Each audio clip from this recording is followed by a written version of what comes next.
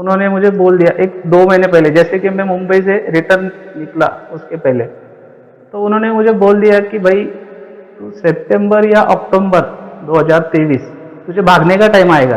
वो सितंबर अक्टूबर भी नहीं आया भैया, मैं अगस्त में ही मुझे मुंबई छोड़ना पड़ा। मैं बोला बालाजी अभी आप ही हो, आप ही संभालो। मैं खुद को सरेंडर कर दिया। मैं बोला बस मैं अभी कुछ नहीं हूँ, आप आपके पास मैं सरेंडर हो जाता हूँ, जो भी है आप देखो। तो उन्होंने बोला कि 45 ईयर्स से मेरे जो घर में हम लोग रहते थे जी। वहाँ पे अपना बंगाली विद्या का असर है। तो किसी ने बंगाली विद्या किया हुआ है, मतलब जो आदमी रोड पे था, जिसके पास कुछ नहीं था, आते ही उसको मतलब झोपड़ी भी नहीं बोल सकता हूँ, एक महल मिल गया। तो बालाजी की कृपा। सरेंडर कर दीजिए। मैं सारे भक्तों को यही रिक्वेस्ट करूंगा। गुरुजी कहता है ना, हम आपके आप हमारे, बालाजी महाराज हम आपके, वैसा वाला सरेंडर। यानी मन में 1% भी कोई शंका नहीं होनी चाहिए। सरेंडर मतलब 100%।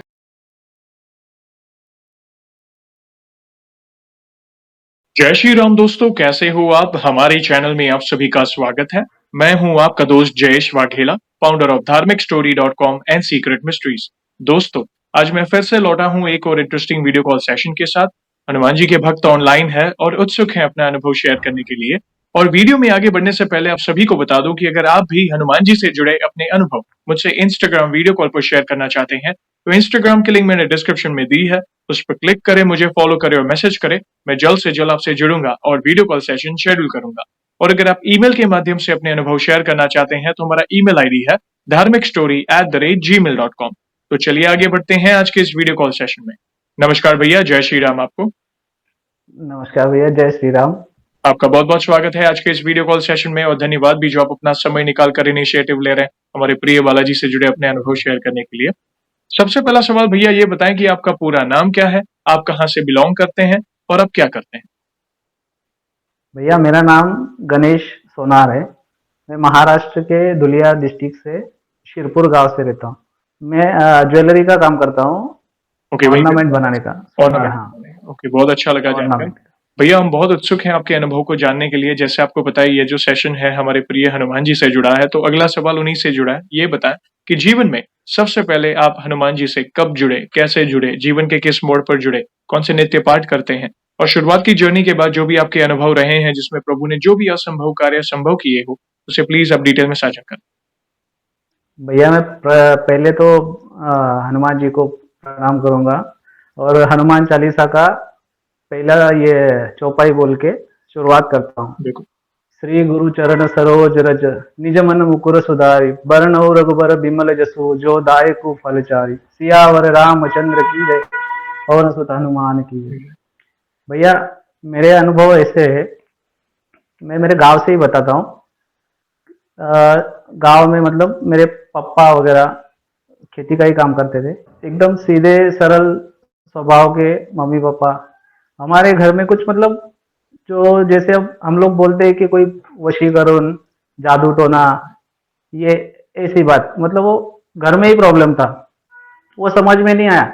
लेकिन धीरे धीरे हम लोग ये होते गए। तो खेती वगैरह था पापा का, वो खेती, हम लोग 2 भाई और 3 बहनें हैं। ओके। तीनों बहनें की शादी हो गई, पापा मेरे अकेले थे, तो उनको भाई वगैरह नहीं है, जी। अकेले ही थे। तो वो सब खेती वगैरह बेचना पड़ा कुछ, मतलब जैसे हम लोग थोड़ा रनिंग करके ऊपर आते थे, फिर बाद में रिवर्स हो जाते थे। ऐसे में खेती पूरा बिक गया, फिर घर बचा। वैसे फिर हम लोगों ने बीच में ट्रैक्टर वगैरह लिया, खुद का 4 व्हीलर हो गया, मतलब अच्छा टाइम आता था, जी। फिर रिवर्स हो जाते थे। वैसे में क्या हुआ, फिर वो ट्रैक्टर भी बेचना पड़ा। जो रिवर्स होने का टाइम होता है उसमें फिर वो ट्रैक्टर भी बेचा, फिर गाड़ी भी गई, फिर खेत के बदले में जितना खेत बेचा था उतना खेत लिया भी, ओके। फिर वो भी गया। मतलब अच्छा टाइम आता है, फिर रिवर्स हो जाते हैं। जी। तो ऐसे में फिर गांव में मन नहीं लगा, फिर मैं मुंबई गया। बड़ा भाई गांव में ही रुका, मैं मुंबई गया। मुंबई में जाके मैंने जॉब किया। जॉब ज्वेलर्स के शॉप में ही जॉब किया। हम्म, तो अच्छा खासा सैलरी था। मैं 5 साल जॉब करके निकाले। तो उससे जो भी मैंने जमा किए थे, उसमें मैंने सोचा कि मैं खुद का एक शॉप चालू करूँ। ओके। तो फिर मैंने, हाँ, तो मुंबई जैसे शहर में, मतलब अंबरनाथ, उल्लासनगर, कल्याण, उतने एरिया में मैंने खुद का एक रेंट से शॉप लेके मैंने खुद का चालू किया। वो भी भैया मैंने मैन्युफैक्चरिंग चालू किया। मैन्युफैक्चरिंग में जो लेडीज लोग पैर में जो बिछुआ, जोड़वा, फेरवा वो पहनते हैं ना, वो आइटम। तो उसमें मुझे व्यापारी भी एक से एक जुड़ते गए। अच्छे खासे व्यापारी मिले। अच्छा खासा धंधा, बिजनेस भी चलने लगा। मतलब दो 2 ढाई साल मेरा अच्छा सा बिजनेस ये हो गया। तो उसके बाद जो गांव में जो हुई कंडीशन, वही फिर वो रिटर्न, फिर रिवर्स। फिर उसमें पापा की तबीयत खराब हुई। पापा का मतलब ऐसा हुआ कि उनकी लास्ट स्टेप आ गई थी, ओ, जैसे कि अभी खत्म हो जाएंगे। फिर वो हॉस्पिटल वगैरह, मतलब वो खर्चे वगैरह गए। फिर उसके बाद शॉप, मतलब शॉप का मेरे ऊपर कर्जा वगैरह हो गया, जैसे कि व्यापारी लोगों का लेना। जी। वैसे जब मैंने स्टार्टिंग किया था, तो मुझे मेरी मौसी रहती है बदलापुर में। हम्म, तो मौसी ने मुझे हेल्प किया था कि हम्म, उन्होंने मुझे चांदी का मेटल वगैरह दिया था कि धंधे के लिए तू शुरुआत कर रहा है तो कर। मुझे हेल्प मिली थी सब जगह से। हम्म, मैंने खुद ने भी मतलब अच्छा सा फोकस किया धंधे पे। लेकिन क्या है ना, जो अभी बुरे लोगों की बुरी ये रहती है। जी। तो वो पहले से अगर चालू था, तो रनिंग पकड़ो फिर रिवर्स हो जाओ, ये सब बातें चलती रही। उसमें फिर ऐसा टाइम आ गया, एक उल्लासनगर में एक शीतला माता का मंदिर है। हम्म, वहां के जो पुजारी है, उनके पास में गया था। मतलब एक दोस्त है मेरा, वो लेके गया। हम्म, उस उनके पास जाने के बाद उन्होंने मुझे बोल दिया, एक 2 महीने पहले, जैसे कि मैं मुंबई से रिटर्न निकला उसके पहले, तो उन्होंने मुझे बोल दिया कि भाई तू सितंबर या अक्टूबर 2023 तुझे भागने का टाइम आएगा। भागने का। ओ, ऐसा उन्होंने मुझे, हाँ। फिर उनको बोला मुझे प्रॉब्लम क्या है, तो उन्होंने फिर वो काल सर्प का दोष वगैरह बताया। जी। फिर वही मुझे नासिक भी लेके गए, त्र्यंबकेश्वर में पूजा वगैरह सब करवाया। फिर वो सितंबर अक्टूबर भी नहीं आया भैया। मैं हम्म, अगस्त में ही मुझे मुंबई छोड़ना पड़ा। ओ, मेरा बिजनेस मतलब रनिंग ऐसे पकड़ लिया था, व्यापारी ऐसे मिल गए थे। लेकिन क्या हुआ कि मैं जैसे अभी कुछ व्यापारी लोगों ने मुझे ऑर्डर दिया। ऑर्डर देने के बाद फिर उन्होंने वो ऑर्डर कैंसिल कर दी। जैसे कि अभी 3 साल में अधिक मास का महीना आता है, जी। और वो हमारा फुल सीजन रहता है हम्म, सिल्वर के इसमें। तो उस टाइम लोगों ने, व्यापारी लोगों ने ऑर्डर दी, ऑर्डर दे के कैंसिल कर दी। तो मैंने क्या किया, मैंने शॉप में जाके मेरा माल बेचा। उसमें क्या हो गया कि वो व्यापारी लोगों को बुरा लगा, तो फिर मुझे धमकी आने लगी। ओ, फिर वो, हाँ, फिर मुझे मतलब क्या है कि देन लेन तो था ही। आज भी मेरे ऊपर कर्जा है। जो जिनका मेरे ऊपर लेना है उनको तो मुझे रिटर्न लौटाना है। जी। मैं ये वीडियो के माध्यम से उनको भी मतलब बोलना चाहूंगा कि भाई मुझे आपका देना है, 1 रुपया मुझे किसी का रखना नहीं है। बालाजी की इतनी कृपा है कि सब, अभी तो सब ठीक है। फिर भैया ऐसा टाइम आया कि मुझे वहां से निकलने का सोचना पड़ा। मैं बोला अभी लास्ट में, स्टार्टिंग से लेके अभी ये टाइम तक ये हमारे साथ जो हो रहा है, ये क्यों हो रहा है, क्या है।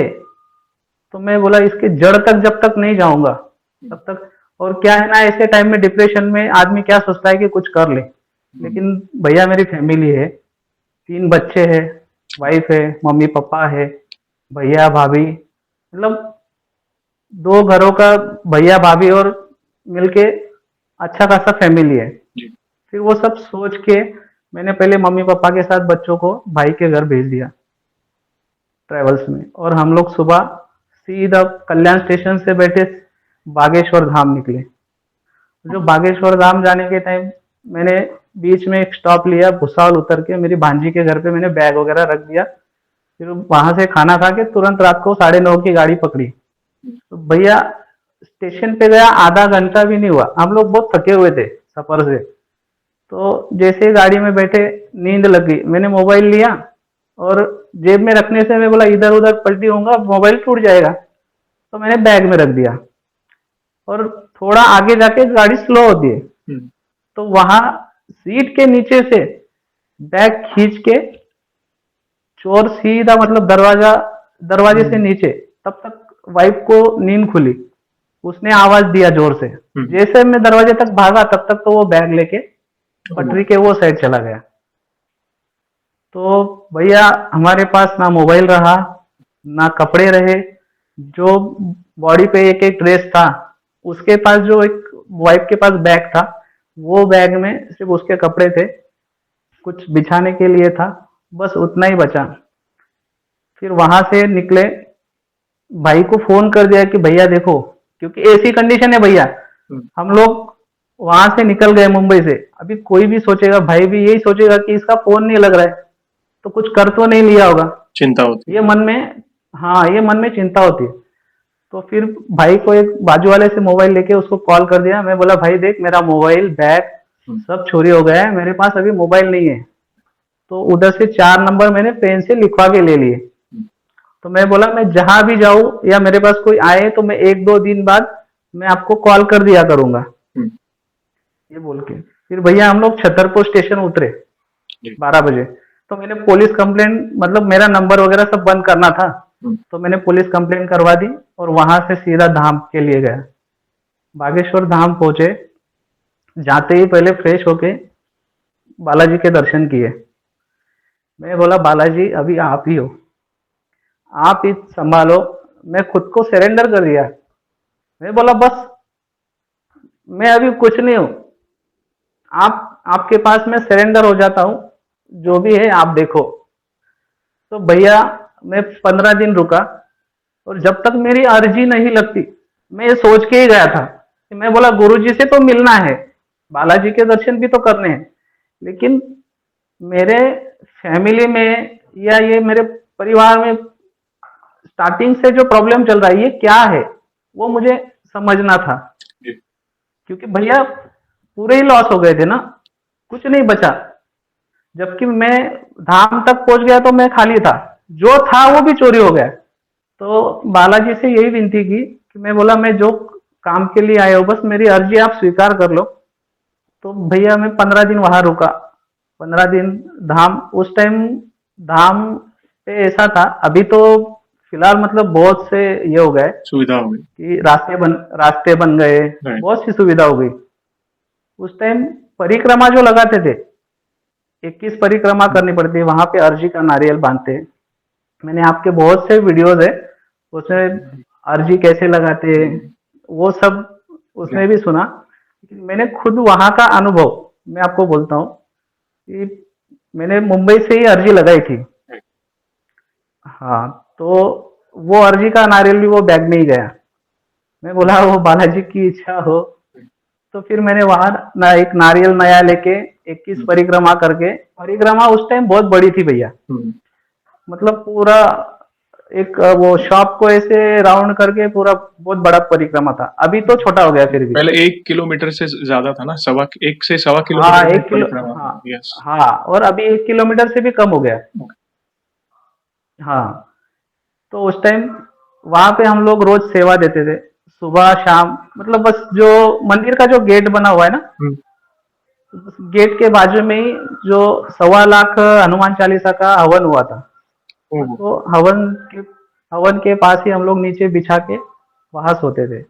सुबह 5 बजे आरती हम्म, होती थी, उठते थे, दोनों टाइम आरती करते थे, भगवान जितना हनुमान चालीसा सुंदरकांड जो, मतलब वहां पे जो हुआ, भगवान की जो सेवा करनी थी वो सब हुआ।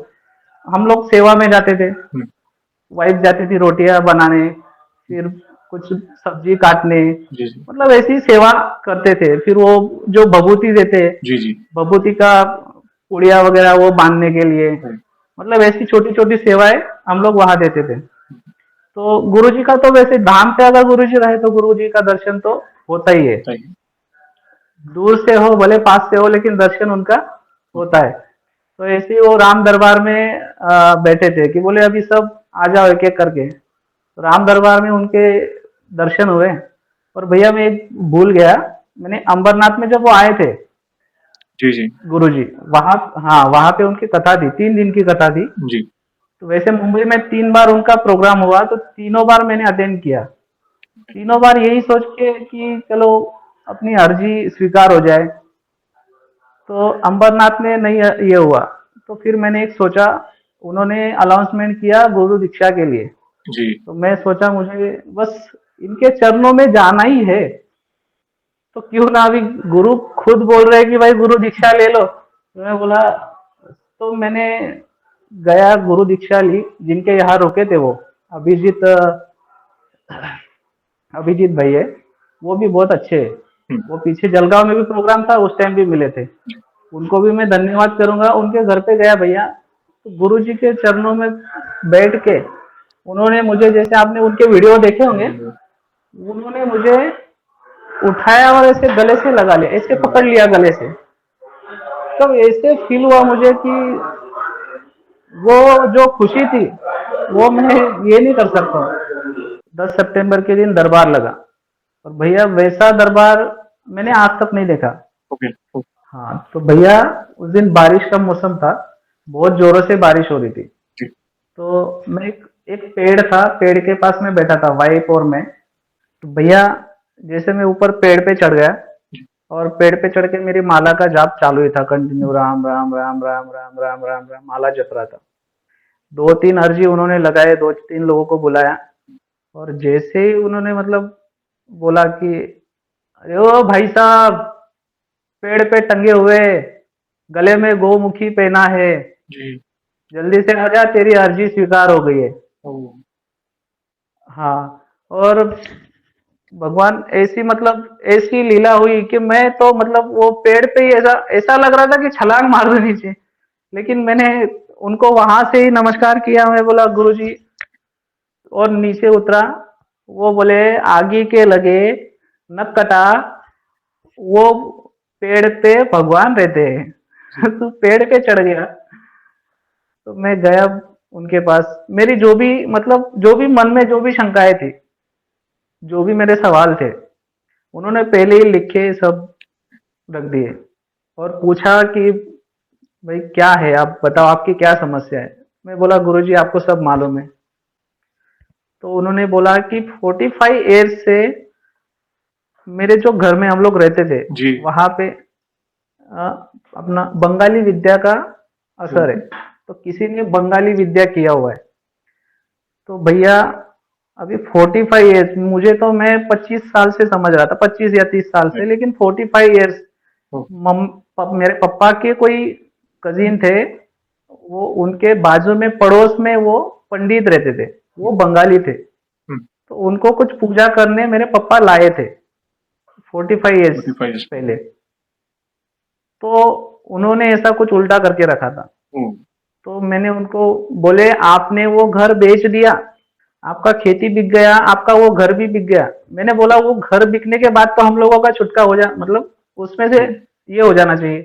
तो बोले नहीं, वो घर बेचने के बाद भी वो तुम्हारे साथ था।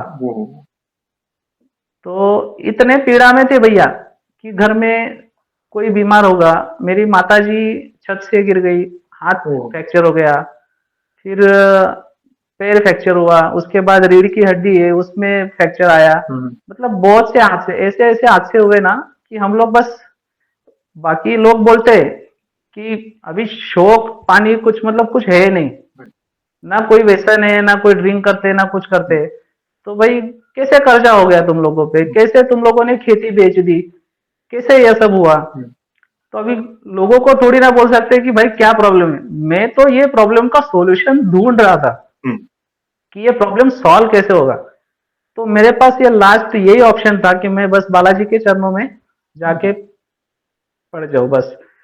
तो वहां से मुझे मार्ग मिला। फिर उनको बोला कि गुरुजी ने बोला, बोले अभी मैं सेना भेज देता हूँ तुम्हारा सब, हाँ वो बंधन वो कट गया आज से। तो अभी से तुम्हारा जो भी है मतलब बड़े भाई को या तुम्हें जो भी पीड़ा थी या जो भी था, अब से क्लियर हो गया। तो मैं बोला गुरुजी अभी मैं ऐसी ऐसी कंडीशन में यहाँ तक भाग के आया हूँ, 15 दिन से यहाँ पे बालाजी के चरणों में पड़ा हूँ। तो तो बोले आप जाओ, आपका जो गोल्ड और सिल्वर का बिजनेस है जो वही आपको करना है, बाकी दूसरे में आपको पढ़ना नहीं है, आपको वही धंधा करना है, उसमें ही आप आगे बढ़ोगे। हम्म, तो मैं बोला उस पे इन्वेस्टमेंट ज्यादा है और आज मैं रोड पे हूँ, मेरे पास 1 रुपया नहीं है, तो मैं कैसे स्टार्ट करूँ? तो बोले तुम जाओ, मैंने तुम्हारी व्यवस्था लगा दी है। और भैया मैं उनके चरण स्पर्श करके वहां से निकला। 2 दिन में रुका क्योंकि मंगलवार था। 2 दिन बाद तो मैं बोला पहली पेशी कर लूँ यहाँ पे। हम्म, वैसे मेरी 7 पेशी हो गई टोटल जी। जाके। 2 महीने में 3 महीने में जैसे होता है भैया, मैं जाके आता हूँ। जी। क्योंकि शुरुआत में कंडीशन नहीं थी, लेकिन भैया बागेश्वर धाम से रिटर्न का सफर जैसे किया मैंने, जेब में पैसे नहीं थे, हम्म, क्योंकि हम लोग पहले ही खाली हो गए थे। जो भी था वो बेचारा हम्म, चोरी करके लेके गया था। तो वहां से निकले, भुसावल तक आया मैं। हम्म, और भुसावल में मौसी का लड़का है, जी। उसके, हाँ उसके घर पे गए। तो वो भैया ने बोले तू अभी सिर्फ रेस्ट कर, पहले दिमाग शांत रख, सब ये करो, आराम करके तू 15 दिन, मेरा रूम है, मेरे रूम में तेरा जितना सामान गया है, जितना तेरा संसार था, तूने जितने फ्रिज, कूलर, टीवी, ये जो कुछ तूने एक एक, मैं बोलता हूँ भैया मैंने मेहनत से बहुत कुछ जोड़ा था। ईएमआई भर भर के मैंने ना फ्रिज लिए, ये लिए, हाँ, मतलब बहुत कुछ खर्चा किया था। लेकिन इतना सब, और ज्वेलरी के लिए जो जो मशीनरी लगती है, कम से कम अभी देखो व्यापारी लोगों का मेरे ऊपर 2.5-3 लाख रुपए, 4 लाख रुपए लेना है, ठीक है, उनको मुझे देना भी है रिटर्न। जी। लेकिन भैया मैं कम से कम 5-6 लाख का मेरा मशीनरी छोड़ के आया, मेरा संसार का जो भी हाँ, सामान था वो सब छोड़ के आया। भैया ये मेरे लिए बहुत ये था। तो यहाँ जैसे आया, वो भैया ने बोला कि तू चिंता मत कर, मेरा रूम है, वहां पे सब सामान पड़ा है। और भैया जब मैं रूम पे आया, देखा मैंने, तो मेरे पास इतना नहीं था, उससे 2 गुना मुझे यहाँ पे सब सुविधा। डब्बे से लेके फ्रिज, कूलर, टीवी वगैरह सब। भैया मैं, मतलब जो गुरुजी ने मुझे बोला कि भाई तू जा, मैंने तेरी व्यवस्था लगा दी है। मतलब जो आदमी रोड पे था, जिसके पास कुछ नहीं था, आते ही उसको, मतलब झोपड़ी भी नहीं बोल सकता हूँ, एक महल मिल गया। तो बालाजी की कृपा।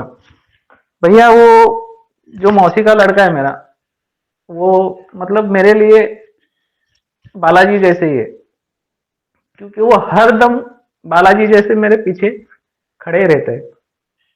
और भैया मैंने एक बार उनका जो हाथ है, राइट हैंड में, जैसे अभी टैटू बनाते हैं, तो उनके ये हाथ पे, वो जो 20-25 साल पहले देखो मेले में जी, जी, जी, ये बनाते थे, जी, जी, जी। अभी वाला टैटू नहीं, पहले पहले। तो हनुमान जी, यस। हाँ हनुमान जी की मूर्ति हो भाई की, ये जगह पे है आगे से। तो मैंने देखा मैं बोला बस ये बालाजी का ही स्वरूप है। वो हर, मतलब स्टार्टिंग में भैया कुछ नहीं, मतलब ना मैं काम कर रहा हूँ ना कुछ, 15 दिन तो उन्होंने उनके घर पे मुझे खिलाया पिलाया। बोले जब तक तुझे एकदम तू अच्छा नहीं हो जाता तब तक मैं तुझे नहीं भेजूंगा, रूम पड़ा है पढ़ने दे, जाके साफ सफाई कर ले। भैया वहां से फिर इधर आए, यहाँ पे फिर वही भैया ने मुझे जॉब भी लगा दिया, हम्म, गोल्ड के शॉप में ही। ओके। हाँ, वहां पे अच्छा खासा सैलरी भी मिल रहा है अभी। सब परिवार एकदम ठीक ठाक है, लेकिन ये सब बालाजी की कृपा है। धन्यवाद भैया। ये बहुत ही इम्पोर्टेंट अनुभव आपने अपना शेयर किया, क्योंकि कई लोग आप जैसी समस्या से जूझ रहे हैं, रास्ता नहीं मिल रहा है उन्हें। मगर जैसे आपने खुद ने अनुभव किया, जैसे ही आप बालाजी महाराज के शरण में गए, स्वरूप कोई भी लो आप बागेश्वर धाम वाले बालाजी के पास गए और प्रभु ने, और फिर आपने सरेंडर कर दिया। बस यही है, सरेंडर कर दीजिए। मैं सारे भक्तों को यही रिक्वेस्ट करूंगा। गुरु जी कहता है ना, हम आपके आप हमारे, बालाजी महाराज हम आपके, वैसा वाला सरेंडर। यानी सही बात है। मन में 1% भी कोई शंका नहीं होनी चाहिए। सरेंडर मतलब 100% कि भाई 100%। जो करना है अभी आपने करना है, मैं अपना कर्म बस करूंगा। आप ही हो। आप ही हो हाँ, जो मेरी नैया पार लगा सकते हो, मेरा पत्ता पलट हाँ, सकते हो। सही बात। प्रभु ऐसा प्रभु ऐसा सब कुछ दे देंगे कि जो आपकी कल्पना से परे है, जो आपने देखा। फूटी कौड़ी नहीं, बिजनेस बंद, यहाँ से वहां, वहां से यहाँ, बंद कर करके ही भागना। मैं समझ सकता हूँ कई पुरुष भक्त, क्योंकि जिम्मेदारी है परिवार की, बच्चों की, माता पिता की।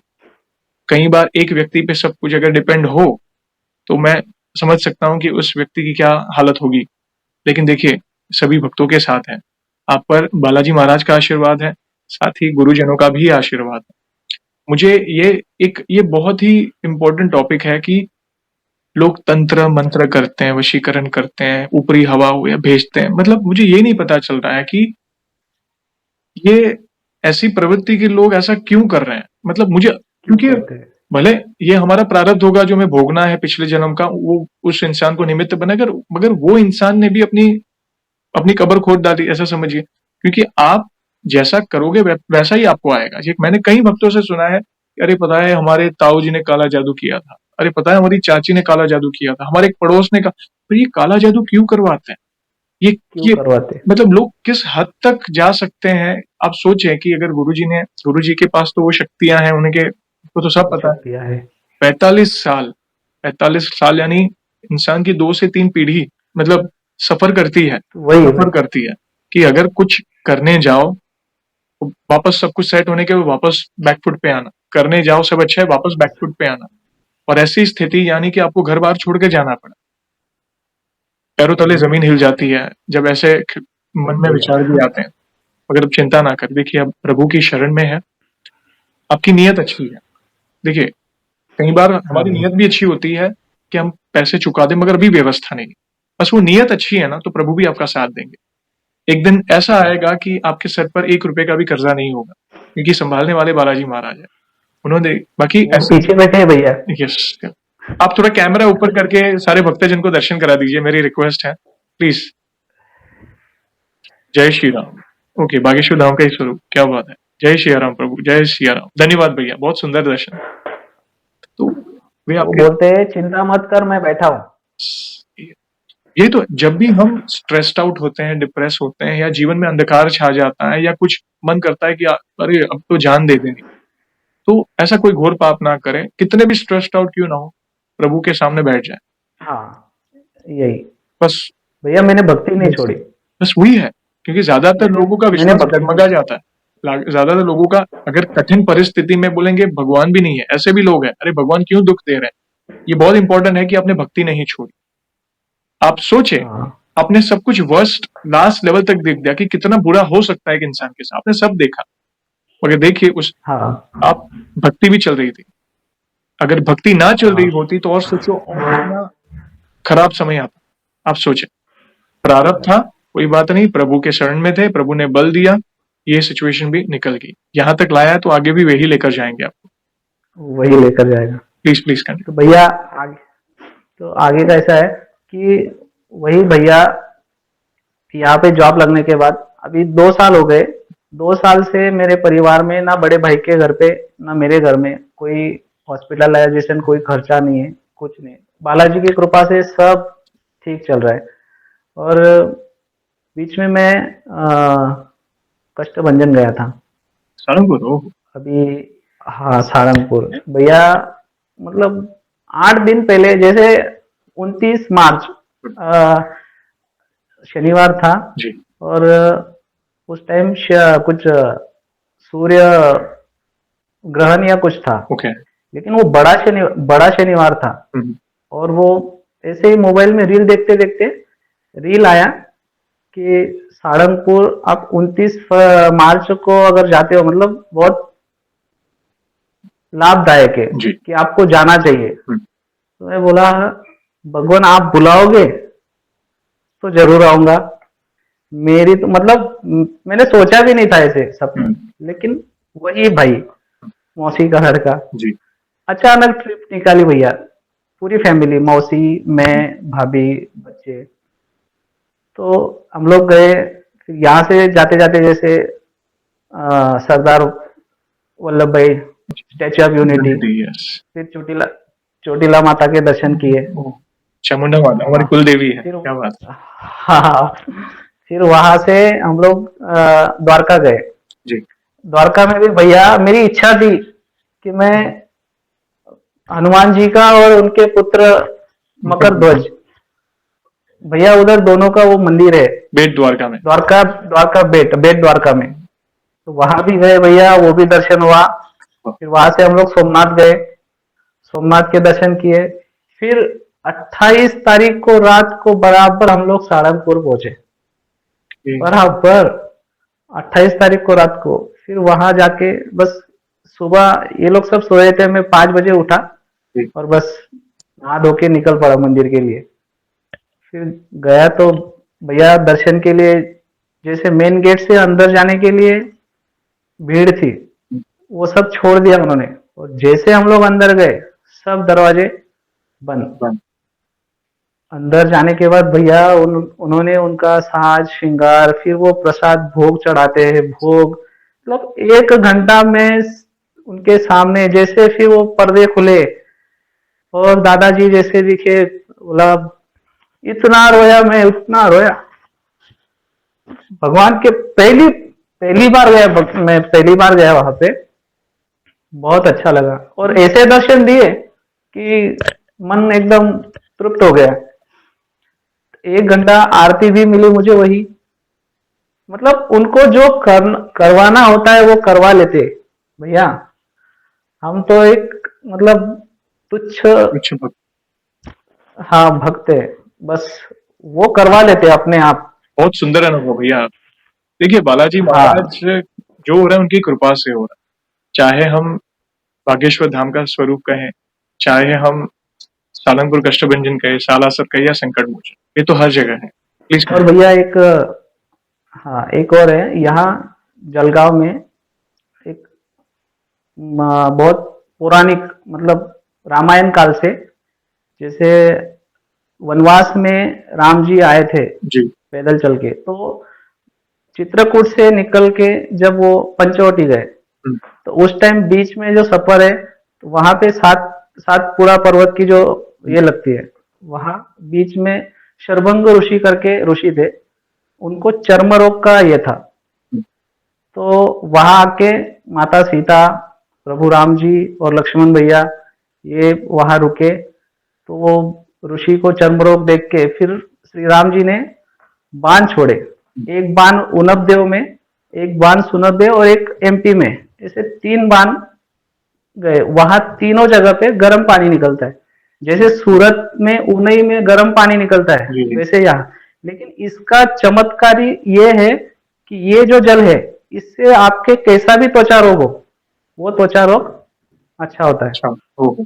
और वहां पे एक मेरा दोस्त है, तो उन्होंने अभी जैसे 22 तारीख को ये हुआ था अयोध्या में, प्राण प्रतिष्ठा, राम जी का प्राण प्रतिष्ठा, हाँ प्राण प्रतिष्ठा, तो वो भैया ने वही उनब देव के 2 किलोमीटर पहले श्री राम जी का मंदिर बनाया भैया, इतना सुंदर बनाया, खुद के अकेले के खर्चे से, ना किसी का कुछ, खुद ने वो मतलब सब खर्चा लगा के, और ना वहां पे कोई दान पेटी रखी ना कुछ रखा है भैया, इतना सुंदर बनाया है, और राम दरबार रखा है वहां पे।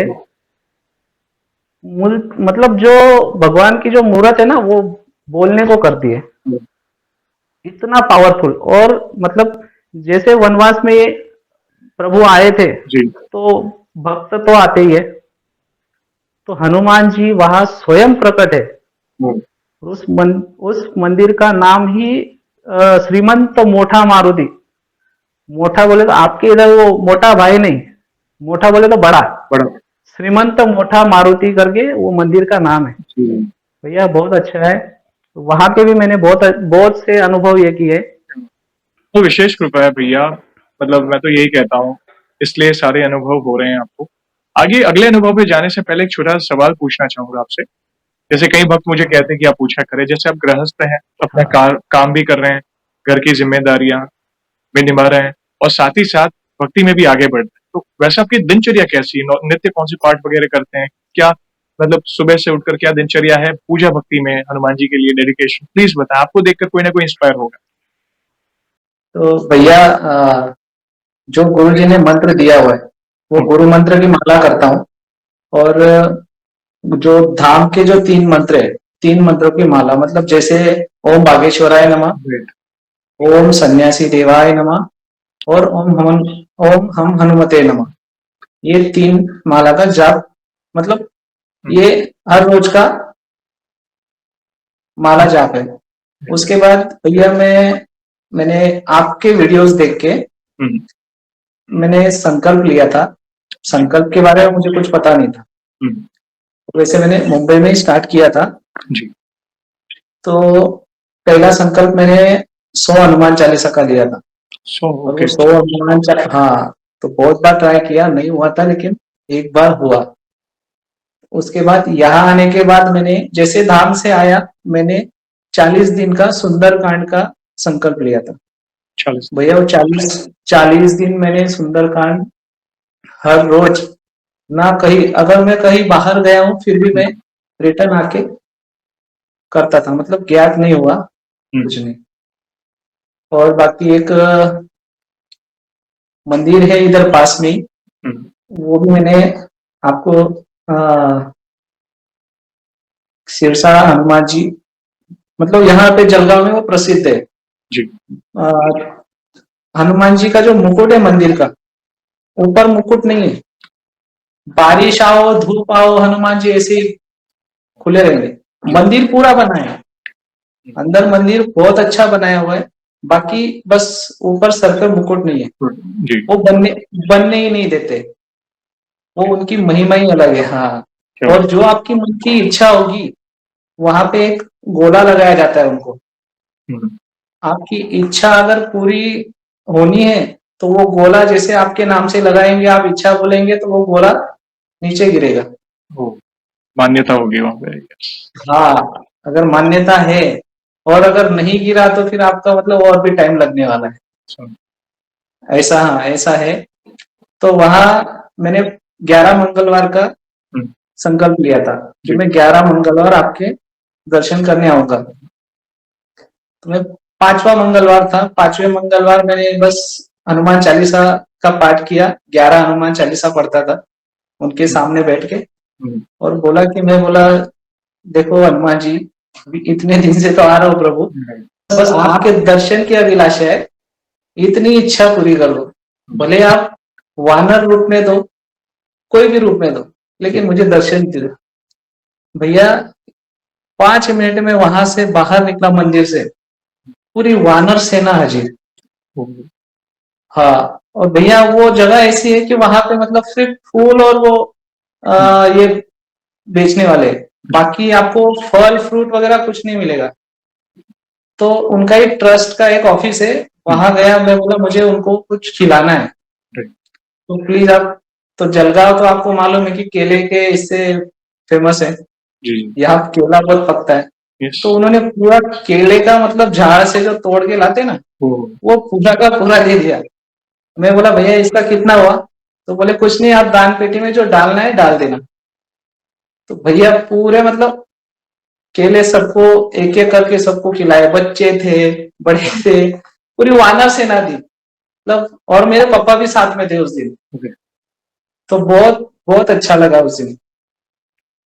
ये एक छोटा सा अनुभव था मेरा, लेकिन जो मांगता हूँ या जो दिल में जो इच्छा होती है ना, वो करते पूरी। विशेष कृपा है, विशेष कृपा है आप पर, इसलिए प्रभु ये सारी अनुभूतियां करा रहे हैं, वे आपको एहसास दिलाते हैं अपनी उपस्थिति का। भैया मैं इसी माध्यम से एक बोलना चाहूंगा जी। कि मेरे फ्रेंड्स सर्कल में या तो फिर तो जो भी वीडियो सुन रहे हैं उनको भी, कि आप भगवान की भक्ति में जितना डुबकी लगाओगे उतना अच्छा है। ये रील की दुनिया में मत फंसो, रियल में फंसो। जो है वो रियल करो, रील में मत जाओ।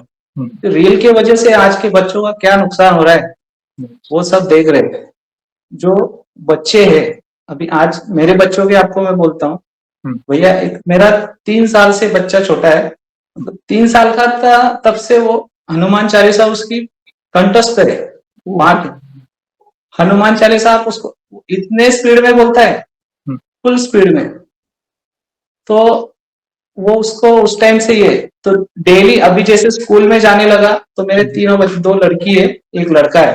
हम्म, स्कूल की जैसे सुबह उठते तैयारी करते, पहले हनुमान चालीसा बोलेंगे, सबको प्रणाम करेंगे, जी, फिर स्कूल में ऑटो आएगी, ऑटो में भी बैठेंगे तो ऑटो में स्कूल तक जाते जाते राम राम राम राम राम ओ, जपते जाएंगे। उधर से भी बैठ के आएंगे तो राम राम जपते ही आएंगे। हम्म, सब ये जो है, मैं बाकी सबको बोलना चाहता हूँ कि आप बच्चों को, और मैं उनका एक पर्सनली, जैसे स्कूल में एग्जाम लेते हैं, हम्म, वैसे मैं उनका 15 दिन में या 1 महीने में मंगलवार, कोई भी एक मंगलवार देख के एग्जाम लेता हूँ। जैसे रामायण है, महाभारत, अपने जो भी ग्रंथ है, आप भगवत गीता समझ लो, हम्म, कुछ भी, तो उनको, जैसे भक्त प्रहलाद हो गए, तो भक्त प्रहलाद कौन थे, उनके जी, पिताजी कौन थे, तो नरसिंह भगवान ने अवतार क्यों लिया, जी, मतलब ये जो कहानी है, बच्चों को ये समझ में आनी चाहिए, ना कि ये जो रील्स चलती है है, वो समझना चाहिए। तो मेरे बच्चों को मैं रामायण से सवाल पूछता हूँ, हम्म, एक प्रश्न एक उत्तरी बनाऊंगा, उसमें उनको प्रश्न क्वेश्चन लिख के देता हूँ, हम्म, उसमें बोलता हूँ कि भाई राम जी कितने भाई थे, जी, और राम जी की माता जी का नाम क्या था, हम्म, दशरथ जी को कितने पुत्र थे और उनका नाम क्या था, मतलब ऐसे सवाल उनको ये करता हूँ, वो आंसर लिख के लाते। इसमें क्या होता है कि बच्चे आध्यात्म की और उनकी भक्ति जो है वो दृढ़ होती है, जी, उनको समझ में आता है कि हम लोग क्या कर रहे हैं। अगर उनको खेल, देखो मोबाइल में अगर उनको लगा दिया तो बच्चे पूरा दिन मोबाइल पकड़ के बैठेंगे, और उनको अगर ऐसे छोटे छोटे आप चुटकुले समझो, भगवत भक्ति के अगर कहानी स्टोरीज ये बताएंगे, तो यस, बच्चे और भी आनंदित, मतलब उसको उत्साह आता है। जैसे मैं अभी उनका एग्जाम लेता हूँ ना, तो वो मुझे सुबह ही बोल देते, पापा आज एग्जाम है। है। हाँ, मतलब ये है। ऐसा समझिए आपने बीज बो दिया है भक्ति का। हाँ, तो भैया बड़े मैं मन सभी मेरे फ्रेंड्स वगैरह जो भी है, या भी जो भी ये वीडियो सुनेंगे, उनको सबको यही विनती करता हूँ कि आप बच्चों को मोबाइल ना दे, बिल्कुल, मोबाइल का यूज बहुत कम ये करें, और उनको अपने जो सनातन की परंपरा है, जो हम्म, रामायण महाभारत भगवत गीता, जी, इनके उनको श्लोक पढ़ाए, या उनको रामचरित मानस आप घर में लाए। राइट, पहले तो रामचरित मानस घर में रखना बहुत बड़ा ये है, मतलब वो खुद राम जी आपके घर में पधारते, यस, वो विराजमान हो जाते, और आप 2 पन्ने आप खुद पढ़िए, बच्चों को भी पढ़ाइए, हम्म, रोज उनका वो ये हो जाता है। फिर वो उनको जैसे जैसे सवाल पूछोगे वो खुद पन्ने पलटते, क्या अरे यहाँ तक तो ये हुआ था, फिर आगे क्या हुआ, आगे क्या फिर क्यूरियोसिटी रहती है। राम जी को वनवास क्यों मिला, जी, किसने वनवास दिया, ये वो खुद उसमें इंटरेस्ट लेते। राइट, इसलिए मैं बोल रहा हूँ कि ये करो, बहुत जरूरी है। क्योंकि हाँ, हिंदू धर्म और सनातन अगर आपको आगे ये करना है तो ये करना बहुत जरूरी है। और बागेश्वर धाम के जो धीरेन्द्र शास्त्री जी है, वो फिलहाल तो सनातन के लिए देश विदेश सब जगह पे अपना डंका बजा रहे हैं। फॉरेन कंट्री में भी जाकर वे राम नाम की गूंज होती है उनके सभा में, सबके सामूहिक हनुमान चालीसा करवाते हैं, दिव्य दरबार वही होता वही है। ये बालाजी महाराज की कृपा है। और आपने बहुत ही इंपॉर्टेंट बात कही, आज के जो भी पेरेंट्स हैं उन्हें ये ध्यान देना चाहिए कि जितना हो सके बच्चों को मोबाइल से दूर रखें। और दूर ठीक है, रखें। कोई जरूरी काम है 2-5 मिनट ठीक है, मगर स्पेशली मैंने देखा है कुछ पेरेंट्स ऐसे हैं कि बच्चे 1-2 साल के हुए नहीं, बच्चे रील्स हाँ देखते हैं। देखिए, वो एक एक तरह हाँ, का एडिक्शन है, तो उनसे उनको बचा के रखिए। जैसे हम भी वही। तो जैसे 90s में बड़े हुए हैं, कभी तो मोबाइल भी नहीं था, हाँ, कुछ नहीं था। हाँ, खेलो तो हम लोग कूदो। खेल, यस, हाँ हम लोग खेल खेलते थे। यस, तो है। तो ये बहुत बड़ी सीख है, धन्यवाद। उस वो बहाने वे भगवान से जुड़ेंगे। भले बच्चा छोटा है, 3, 4, 5 साल का है, हर एक चीज उनके दिमाग में डिफिकल्ट हो जाती है, मगर एटलीस्ट 10 में से 2 पॉइंट तो उनके दिमाग में जाएंगे, 3 पॉइंट तो उनके दिमाग में जाएंगे। बस यही है। जैसे जैसे वे बड़े होंगे, दुनिया को फेस करेंगे, तब तो माता पिता साथ नहीं होंगे कि भाई भी जाना पड़ेगा जॉब पे, बिजनेस करना पड़ेगा, अकेले करना पड़ेगा। तब वे कभी भी अपने आप को अकेला महसूस नहीं होने देंगे, अरे मेरे मारुति राय मेरे साथ है। और मेरे पिताजी ने मुझे ये सिखाया था कि कभी भी बाहर जाओ, राम नाम लेके आप कदम रखो। यस, सही बात है। जो डर होता है ना वो निकल जाता है। निकल जाता है। अगर यस, अगर आप बचपन से ही हनुमान जी की भक्ति कर रहे हो तो जो डर है अंदर से डर निकल जाता है, बिल्कुल और वो कहीं ना कहीं आपके साथ होते ही है। ठीक, बिल्कुल। हाँ वे आते हैं, खुद आते हैं, अपने भक्तों की सहायता करते हैं, बहुत ख्याल रखते हैं वे अपने भक्तों का। बहुत धन्यवाद भैया, बहुत सुंदर अनुभव आपने शेयर किए। धन्यवाद, आपकी दिनचर्या, लाइफ लेसन बहुत कुछ सीखने मिला। आगे बढ़ने से पहले एक और सवाल पूछना चाहूंगा। जैसे आज हमने आपके अनुभव सुने, बहुत सुंदर अनुभव थे, वैसे ही आपने हमारी चैनल में बाकी भक्तों के भी अनुभव सुने होंगे। तो वैसे आप हमारी वीडियोस कब से देख रहे हैं, और बाकी भक्तों के अनुभव देखकर, सुनकर, जानकर आपको क्या प्रेरणा मिली, आप अपने शब्दों में बता सकते भैया, मैं आपको यही बोलूंगा कि अब मोहि भा भरोस हनुमंता, बिनु हरि कृपा मिल ही नहीं सकता। जब मतलब उनकी कृपा हुई तो आप मिले। हैं? आपसे जो वार्ता हो रही है जी, ये एक कथा ही है, और मैं तो समझता हूँ कि देखिए, जो सीक्रेट माइस्ट्री के जो भी ये आते हैं तो वो एक कथा के जैसे ही है, कथा ही है। क्योंकि एक जो भक्त आया है, दोनों भक्त एक दूसरे से भगवान की वार्ता कर रहे हैं, यस, ये कथा ही है। और तो इसमें मैंने देखो 2-2.5 साल से मैं आपसे कनेक्ट हूँ, ओके, और ऐसा कोई एपिसोड नहीं कि मैं वो छोड़ता नहीं हूँ। हाँ, लेकिन उसमें गिने चुने एक मुंबई से एक दीदी थी, संध्या दुबे जी, जी, 202 नंबर का एपिसोड है। जी, तो उनको भैया, उनको मतलब मैं तो चाहता हूँ कि हर एक लेडीज ने उनका वो एपिसोड देखना चाहिए राइट, कि किस मुकाम से या किस तकलीफ से कैसे निकलना पड़ता है, और संकट आने पे भी हम्म, उसको कैसे तोड़ देनी चाहिए या उससे कैसे बाहर निकलना चाहिए। उन्होंने तो मतलब इतना बताया कि उन्होंने भगवान को फेंक दिया था जी, गुस्से में, लेकिन फिर उन्होंने लिया तो उनको वो रोते हुए दिखे। मतलब अनुभव बहुत, लेकिन उनको जब एक लास्ट में एक चाइल्ड हुआ, बच्चा, जी, तो वो ऑपरेशन थिएटर में उनको पूरा भगवा भगवा हो गया। फिर उनको मतलब जैसे कि हनुमान चालीसा चालू है, जो डॉक्टर ऑपरेशन करने वाले हैं वो भी राम राम राम राम बोल रहे हैं। मतलब एक भक्ति का माहौल होता है, जैसे आप भगवान से कनेक्ट हो जाते हैं तो वो भक्ति का माहौल बन जाता है।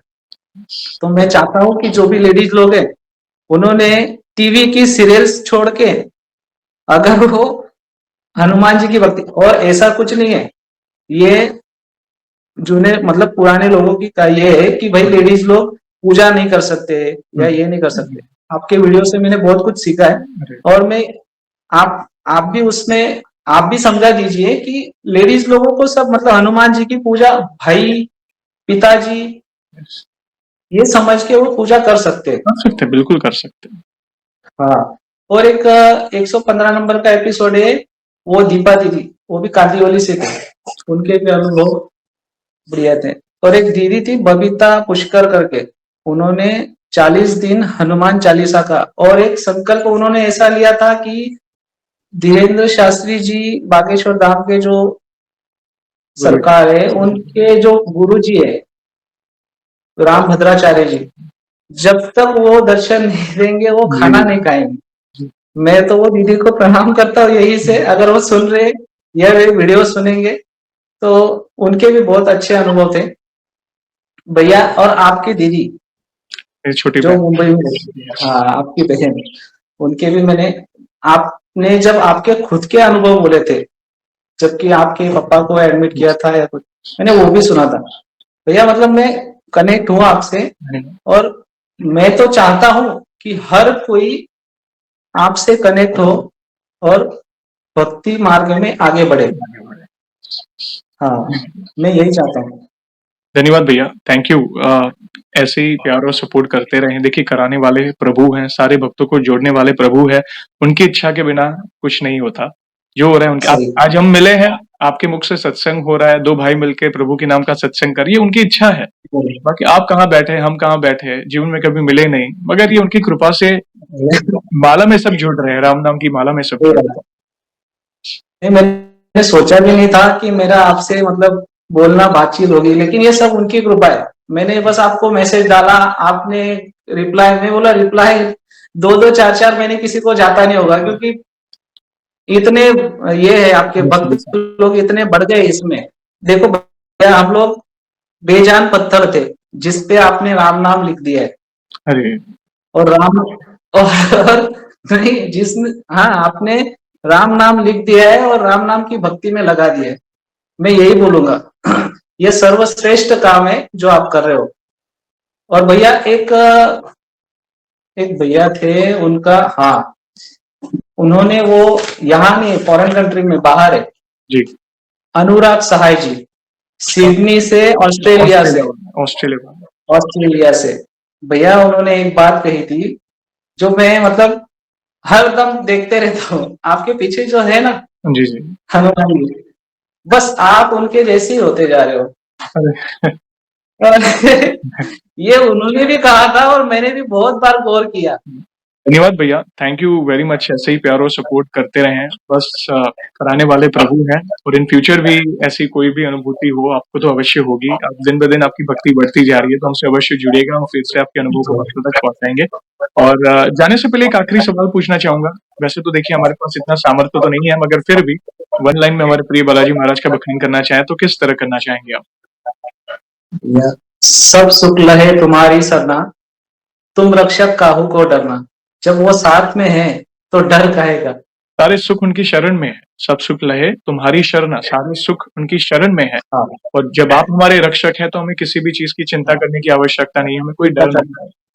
बहुत डीप मीनिंग है इस लाइन में। जो समझ गया ना, उसके अंदर जो भय, जो कई बार होता है ना, हमारे अंदर अनजाना सा भय होता है। हमें हाँ, ऐसे किसी से डर नहीं लगता, मगर अंदर ही अंदर कई बार हम एक धड़कने बढ़ जाती है, भय लगता है। तो ये जो हाँ, अप्लाई की ये प्रभु को समर्पित करेंगे ना, पता नहीं ऑटोमेटिक वो डर निकल जाएगा। एक अंदर से एक कॉन्फिडेंस आएगा कि नहीं, प्रभु मेरे साथ है, कोई है जो मेरे साथ है, एक दिव्य शक्ति है। वे अपने दूतों को भेजकर या अपनी उपस्थिति का एहसास भी अवश्य दिलाएंगे, तू चिंता ना कर, मैं तेरे साथ हूं। धन्यवाद भैया, थैंक यू। बहुत ही सुंदर शब्दों में आपने उनकी महिमा का गुणगान किया। और जब भी आपको लगे और भी नए अनुभव हुए हैं तो मुझे प्लीज मैसेज करिएगा, मैं अवश्य जुड़ूंगा आपसे। और सेशन को मैं अभी एंड नहीं करेंगे, प्रभु श्री राम के नाम का जयकारा और हनुमान जी के नाम का जयकारा अवश्य लगाएंगे, फिर सेशन को एंड करेंगे। तो आप जुड़िए, जो भी भक्त जहाँ कहीं से इस सेशन को देख रहा है, भारत में है, भारत के बाहर है, चल कर रहा है, ऑफिस में, किचन में, प्लीज जयकारे में जुड़िए, फिर सेशन को एंड करेंगे। तो बोलिए सियावर रामचंद्र की जय जय, पवन सुत हनुमान की जय। वंस अगेन भैया, थैंक यू वेरी मच अपने प्यारे प्यारे अनुभव शेयर करने के लिए। जय श्री राम, जय हनुमान, थैंक यू भैया, जय श्री राम। जय।